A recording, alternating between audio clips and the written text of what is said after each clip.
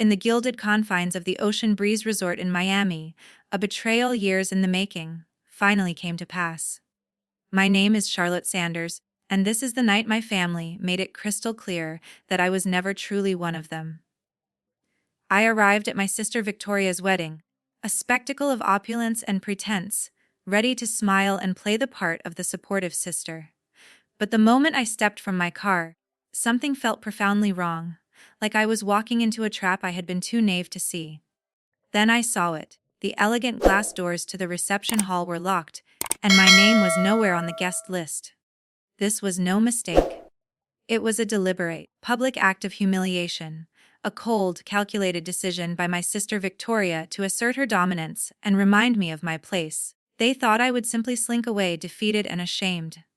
But I did not. In that moment, standing in the humid Miami air, the fairy lights of their perfect world glittering around me, I made a choice.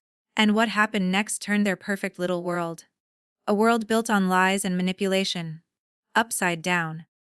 If you have ever felt pushed out by the very people who should love you most, if you have ever been treated as an afterthought by those who should see you as family, please share your story. Your words are a testament to our collective resilience. I pulled my car into the parking lot of the Ocean Breeze Resort, my hands gripping the wheel so tightly my knuckles had turned white. The resort was a testament to excess-manicured lawns, palm trees swaying under the soft glow of fairy lights, a marble fountain gurgling in the courtyard. Every detail screamed money, from the sweeping glass walls of the reception hall to the ornate floral arrangements that dotted the landscape. This was a grand affair, a celebration of Victoria's triumphant ascent, and I had driven over 3 hours from Tampa to be here. I had come to play the good sister, to pretend for one night that we were a normal family, a family that loved and supported one another. But the knot in my stomach, that familiar, cold dread, told me I was lying to myself. I stepped out of my car, smoothing the lines of my emerald green dress. It was a simple, elegant garment, nothing flashy, just enough to blend into the sea of black tie guests. I wasn't here to steal the spotlight. I just wanted to get through the night without a conflict. The humid air clung to my skin as I approached the entrance, my heart beating a nervous rhythm against my ribs. A young woman in a crisp black blazer stood at a check-in table, a tablet in her hand, her smile too bright, too practiced. "Name?" she asked, her voice an echo of the professional politeness I had grown to resent. "Charlotte Sanders," I said, keeping my voice as steady as I could. Her smile flickered, a brief, imperceptible moment of confusion. She scrolled through the tablet, her brow furrowing, then looked up with a tight, apologetic grimace. "I'm sorry, I don't see you on the list." My stomach dropped. "That's impossible," I said, a tremor in my voice. "I'm the bride's sister." She tapped the screen again, her fingers moving slower now, as if hoping my name would magically appear. "I'm really sorry, ma'am. There's no Charlotte Sanders here." My chest tightened. There has to be a mix-up. I insisted, forcing a laugh. "Can you check again?" She did, but the result was the same. "I don't have you listed. Maybe you could call someone, the bride, or perhaps a family member." I nodded, pulling out my phone, my hands shaking as I dialed Martha Sanders, my mother. She had sent me a half-hearted text 2 days ago. "Wedding Saturday. Be there by 6. No warmth, no excitement, just a command." The phone rang twice before she picked up. "Charlotte, what is it?" Martha's voice was sharp, distracted, as if I had interrupted something important. "Mom, I'm at the check-in, and they say I'm not on the guest list," I said, trying to keep my tone light. "Can you sort this out?" A long pause, then a sigh. "Oh, Charlotte, don't make a fuss. I'm sure it's just a glitch. Wait there, I'll send someone." "Mom, I'm literally standing outside," I began, but she cut me off. "We're busy, Charlotte. Just wait." The line went dead. I stared at my phone, the sting of her words sinking in, not even a minute to spare for the fact that her own daughter was locked out of her sister's wedding. Before I could decide what to do, I heard the click of heels on the pavement. Victoria glided toward me in a cream silk wedding dress that probably cost more than my car. Her blonde hair was swept into a perfect updo, and she looked like she had stepped off the cover of a magazine. But her smile, sharp and calculated, told me everything I needed to know. "Charlotte, what's the problem?" she asked, her voice dripping with fake concern. "They say I'm not on the list," I said, meeting her gaze. "Do you know anything about that?" Her eyes widened, all false innocence. "Oh no, that's awful! It must be a mistake. You know how crazy wedding planning is.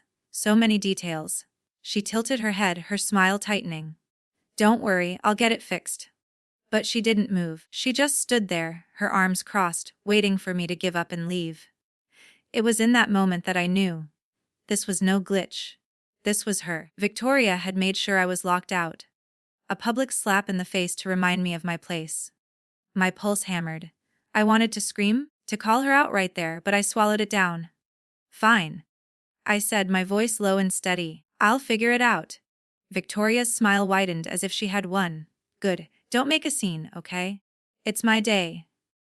She turned and sashayed back toward the reception hall, her perfect dress catching the light as she disappeared through the glass doors. I stood there frozen, the humid air pressing against me. The fairy lights blurred in my vision.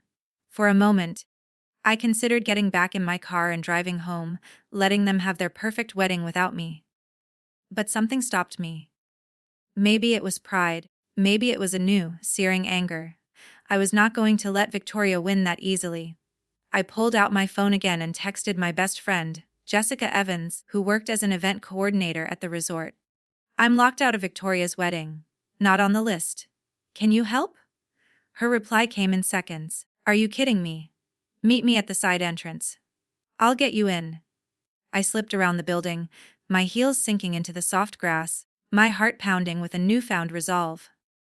I slipped around the building, my heels sinking into the soft grass, a sense of grim determination replacing my earlier feelings of dread. The side entrance was tucked behind a row of hibiscus bushes, a discreet door out of sight from the main crowd. My best friend, Jessica Evans, was already there, her dark hair pulled into a messy bun, her event staff badge clipped to her black blazer. She took one look at my face and shook her head, her expression a mix of sympathy and fury. "Your sister is a piece of work, Charlotte," she said, her voice low and tight. "Come on." She swiped her keycard and the door clicked open. "I owe you," I said, stepping into the cool, quiet hallway. "You owe me a drink," Jessica shot back, her grin fading as she glanced toward the reception hall. "Be careful in there. I've heard Victoria talking to the planners. She's got this place on lockdown." I nodded, my throat tight. Jessica's warning only confirmed what I already knew. Victoria wasn't just careless, she was calculating and cruel. The hallway led to the main reception area, where laughter and music spilled out. I straightened my shoulders and walked toward the glass doors, bracing myself. I wasn't supposed to be here, but I was. And I wasn't leaving until I faced them all. Inside, the room was a breathtaking scene of opulence. Elegant crystal chandeliers cast a soft glow over white roses on every table, and a dance floor already buzzed with guests. I scanned the seating chart near the entrance, my heart sinking as I read the names. Martha and George Sanders, my parents, were at the head table with Victoria and Charles Kennedy, her groom.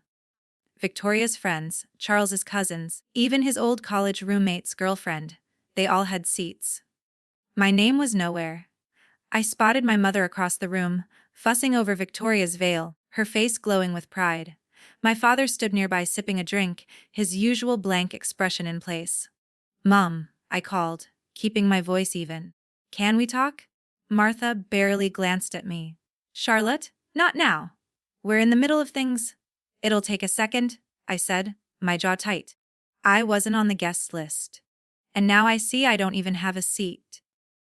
Martha sighed as if I were a child throwing a tantrum. "Don't be dramatic. We had to prioritize the Main family. You'll find somewhere to sit." My heart sank. "Main family," I repeated. "I'm your daughter." Victoria appeared beside Martha, her smile as sharp as ever. "Charlotte, relax. It's just a mix-up. You know how hectic this stuff gets." Her voice was all sugar, but her eyes gleamed with amusement. She was enjoying this. I turned to my father, hoping for something, anything. "Dad, are you okay with this?" He shifted, not meeting my eyes. "It's just a seat, Charlotte. Let's not ruin the night." That was it. No defense, no concern, just the same old dismissal. My chest burned, but I didn't let it show. I'd spent years swallowing their neglect, but tonight felt different, sharper. Like a line had been drawn, and I was on the wrong side of it. Jessica slipped into the hall behind me. "Charlotte, are you good?" she whispered. I nodded, though I wasn't sure I meant it. "Yeah, I'm staying." Victoria's smile faltered for a second. She hadn't expected that. "Good." Let her squirm. I found a spot near the bar, trying to steady myself. My mind wandered, pulling me back to a memory I had tried to bury. 2 years ago, I'd been helping my mother with her old desktop. A folder labeled Victoria had caught my eye. I had clicked it open, expecting photos, but instead I found emails, dozens of them. One stood out. It was from Victoria to a colleague, dated 3 years back. "It's all about leverage," she had written. "You find what people want and you use it. My boss thinks I'm his golden girl, but he's just a stepping stone." Same with my family. I had stared at the screen, my stomach twisting. She wasn't just ambitious, she was calculating, willing to manipulate anyone, even her own family, to get what she wanted. I had searched for my name in the folder, hoping for something. Nothing. Not a single mention, as if I were invisible. The memory hit me hard. The same achy I had felt that day flooded back. A voice snapped me out of it. "Charlotte." I turned to see Charles Kennedy, the groom, standing beside me. Up close, he looked tired, the effortless charm I'd seen earlier fading. His tie was slightly loosened, and his eyes searched mine as if he were trying to read me. "Ryan, congrats on the big day," I said, forcing a polite smile. He didn't smile back. Instead, he leaned against the bar, his gaze flickering toward Victoria at the head table. "Thanks," he said, his voice flat. "Can I ask you something off the record?" I raised an eyebrow. "Depends. What's this about?" He hesitated. "Your sister, Victoria, does she ever talk about me when I'm not around?" Like, say anything different? The question caught me off guard. I thought about the email I'd found. If she was playing that game with her own family, what was she doing with her husband? "Why do you ask?" I said carefully, keeping my tone neutral. Charles rubbed the back of his neck, glancing at Victoria again. "She's been off lately, secretive. I catch her on calls she won't explain, or she'll change the subject when I ask about her work." I almost laughed. I knew Victoria better than anyone. I was just not sure how much to tell him. "Victoria's always been good at keeping secrets," I said, choosing my words carefully. "If you're worried, maybe you should talk to her." He nodded, but his jaw tightened as if he'd expected that answer and didn't like it. Before I could dwell on it, Jessica reappeared, her face tense. She pulled me aside. "Charlotte, you are not going to believe this." I was checking the staff schedule in the office, and I overheard one of the planners talking about Victoria. She was on the phone last week, going on about some plan with Charles's money. Sounded shady as all hell. My pulse quickened. "What kind of plan?" Jessica shook her head. "I didn't catch details. They shut the door." But the planner said Victoria was laughing like it was a game. Something about securing her future before the wedding even happened. A chill ran through me. The pieces were starting to click. The email from years ago, Charles's questions, now this. Victoria wasn't just manipulative, she was scheming and Charles was her target. I turned back to Jessica. "Can you get me into that office? I need to know more." She hesitated, then nodded. "Give me 10 minutes, I'll distract the staff." "But Charlotte, if you're digging into this, be careful. Victoria's not going to like it." "I know," I said, my voice steady. "But I'm done playing nice." Jessica's warning echoed in my head as I followed her through a service hallway. The air was cooler here, tinged with the faint smell of cleaning supplies, but my pulse raced as I felt a profound sense of purpose. Victoria's plan felt closer now, like a shadow I could almost touch. I didn't know what I'd find in the office, but I knew one thing. My sister wasn't the golden bride everyone thought she was. Jessica stopped at a plain metal door. "This is the planner's office," she whispered. "I'll keep watch. You've got 5 minutes." I nodded. "Thanks, Jessica. I owe you big time." She smirked, but her eyes were serious. "Just don't get caught." She swiped the keycard and the door clicked open. Inside, the office was a cramped mess. Papers were stacked on a desk, and a whiteboard was covered in schedules. A laptop glowed faintly in the corner. I moved to the desk, my hands trembling as I scanned the papers. Most were invoices and seating charts, nothing useful. But then I saw a printed email tucked under a coffee mug with Victoria's name in the subject line. I pulled it out, my heart pounding. The email was from Victoria to someone named Claire, sent 2 weeks ago. Charles's family is loaded, it read. His mom's got investments worth at least 10 million. Once we're married, I'll get him to sign over some assets. Easy enough with his Save the World complex. If he doesn't play ball, I've got a lawyer ready to file for divorce by next year. Either way, I'm set. I stared at the words, my blood running cold. Victoria wasn't just using Charles. She was planning to bleed him dry, to walk away with his family's money, and leave him broken. The email ended with a line that made my stomach churn. Keep this quiet. No one, especially Ryan's mom, can know. I slipped the email into my pocket, my mind racing. This wasn't just proof of Victoria's scheming. It was a bomb, one that could blow her perfect world apart. But before I could process it, the door swung open and I froze. Evelyn Kennedy, Charles's mother, stood in the doorway, her sharp eyes locking onto mine. She was all elegance, but her expression was anything but soft. "Charlotte Sanders," she said, her voice low and controlled. "What are you doing in here?" I swallowed, my hand still clutching the email. There was no point lying. She had seen me. "I found something," I said, holding up the paper. "About Victoria, you need to see this." Evelyn's gaze flickered to the email, then back to me. For a moment, I thought she would dismiss me, but she stepped forward, closing the door behind her. "Show me." I handed her the email, watching as her eyes scanned the words. Her face didn't change, but her fingers tightened around the paper. When she finished, she looked up, her voice like steel. "This isn't the first time I've had doubts about your sister. But this is worse than I imagined." "You knew something was off?" I asked, surprised. Evelyn nodded. "Victoria's been too polished, too eager to please me. I've seen women like her before. Charming until they get what they want. I just didn't have proof until now." "Charles asked me about her earlier," I said. "He's starting to see it too." Evelyn's eyes narrowed. "Then it's time we deal with this. Follow me." She led me to a private lounge near the reception hall. Charles was already there, pacing, his tie now undone. Victoria stood near the window, her face a mask of calm. My parents, Martha and George, sat stiffly on a couch, their expressions unreadable. "Charlotte," Victoria said, her voice sharp as she saw me. "What is she doing here?" Evelyn didn't give her a chance to continue. She held up the email, her voice cutting through the room. "Victoria, care to explain this?" Victoria's eyes widened, but she recovered quickly, laughing a high, brittle sound. "What is this? Some kind of joke?" "Charlotte, did you fake this to make me look bad?" I stepped forward, my voice steady. "I didn't need to fake anything, Victoria. You wrote it. You've been planning to use Charles from the start." My mother gasped, her hand flying to her chest. "Charlotte, that's enough? How dare you accuse your sister on her wedding day?" I turned to her, years of being ignored boiling over. "Mom, open your eyes! She's not the saint you think she is."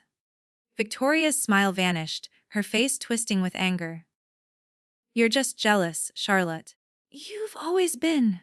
You can't stand that I'm the one who made it, who people love." Charles spoke up, his voice low and raw. "Is it true, Victoria? Were you planning to divorce me? To take my family's money?" Victoria spun toward him, her voice softening, all sugar again. "Charles, baby, you don't believe this, do you? They're lying." But Charles wasn't looking at her. He was looking at his mother, at the email in her hand. "Answer the question," he said, his tone hard. My mother stood, her voice trembling. "This is ridiculous. Victoria is under so much stress. She'd never do this." Evelyn's laugh was cold and sharp. "Stress doesn't make you plot to ruin your husband's life. This email is real. I've already had my people verify it." Victoria paled, her hands clenching into fists. For the first time, I saw a flicker of fear in her eyes. She turned to my father, her last hope. Dad, you know me. Tell them they're wrong. My father shifted, his face tired. He looked at me, then at Victoria, and something in his expression changed, as if he were seeing us clearly for the first time. Victoria, he said, his voice quiet but firm. I've let you get away with too much. Charlotte is right. This has to stop. The room went still. My mother's mouth opened, but no words came out. Victoria's breath hitched, her eyes darting between us like a trapped animal. I had never seen her like this, stripped of her charm, her control. For the first time in my life, my father had chosen me. Dad, how could you? Victoria whispered, her voice breaking. He didn't flinch. You've hurt your sister for years, Victoria.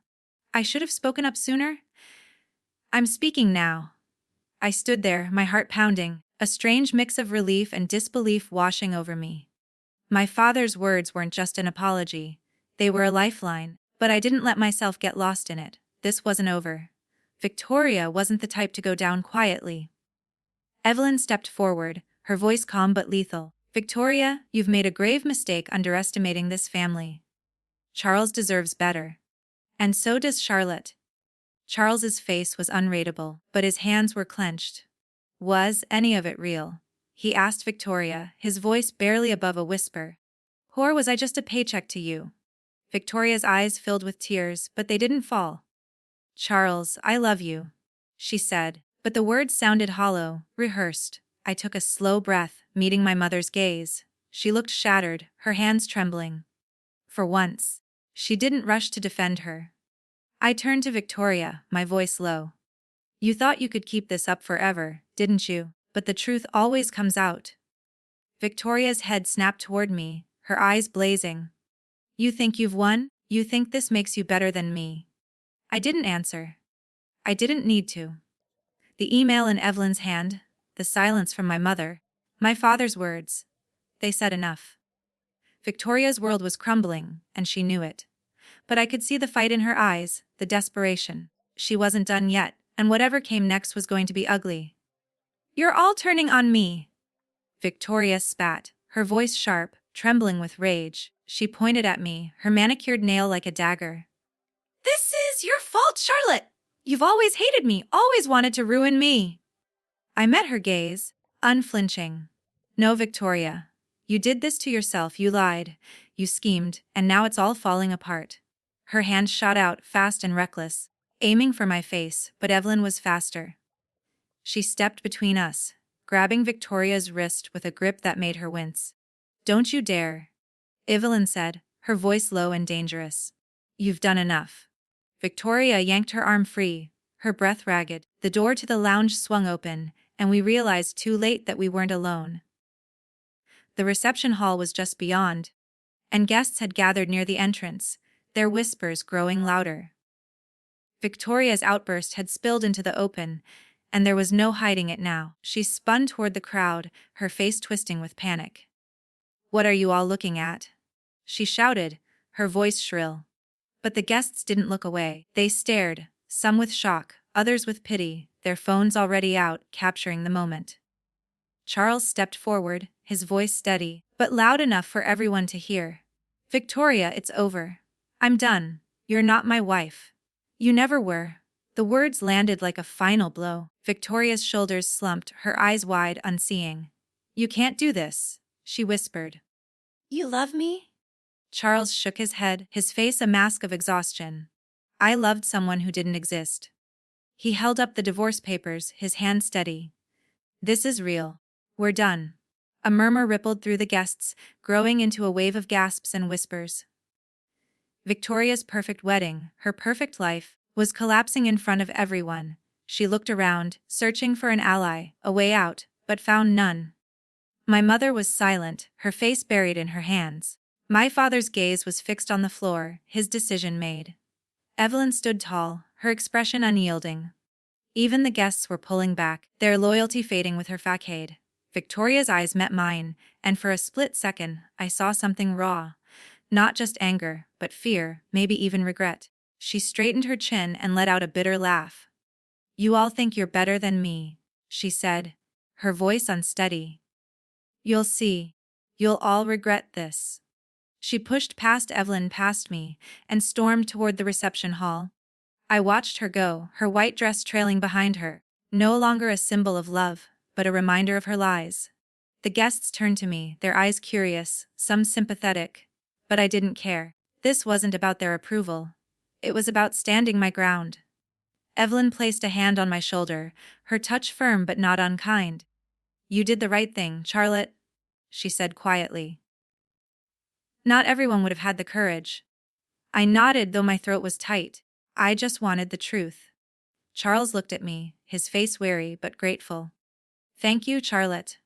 My father was watching me now, his eyes softer than I had ever seen them. Charlotte, he said, his voice low. I should have stood up for you sooner. The words hit harder than I expected, a mix of relief and pain. My mother was still silent, her tears falling freely now, but I didn't look at her. I couldn't. Not yet. I walked out of the Ocean Breeze Resort, the warm Miami air hitting my face like a release. My heels clicked against the pavement as I crossed the parking lot. For the first time that night, my shoulders felt light, like I had shed a weight I had carried my whole life. Victoria's lies were exposed. Charles was free, and my father had finally seen me. But this wasn't about them anymore. It was about me. I'd spent years chasing my family's approval, thinking if I tried hard enough, stayed quiet enough, I'd earn a place at their table. But standing there, breathing in the salty air, I realized I didn't need their table. I could build my own. My phone buzzed. It was Jessica. Where are you? She texted. I saw Victoria storm out. People are losing it in there. I smiled. I'm done, Jessica, I texted back. I'm not going back. A moment later she called. Good for you. You okay? I closed my eyes, letting the question settle. Was I okay? Not entirely. The ache of years spent invisible didn't vanish in one night, but I felt something new, a spark. A sense of freedom I hadn't known I could claim. I'm getting there, I said. On my way, she said without hesitation. I knew she was right. The Orlando job was a fresh start, a chance to write my own story. Jessica would be there, cheering me on. And for the first time, I believed in myself the way she did. I'd spent too long sacrificing for those who didn't care, pouring my heart into empty promises. Never again. The lesson was a hard one, but it was clear true family isn't about blood. It's about the people who stand with you, who see you for who you are, and who help you build your own table when others try to shut you out. I had finally found mine, and it was glorious.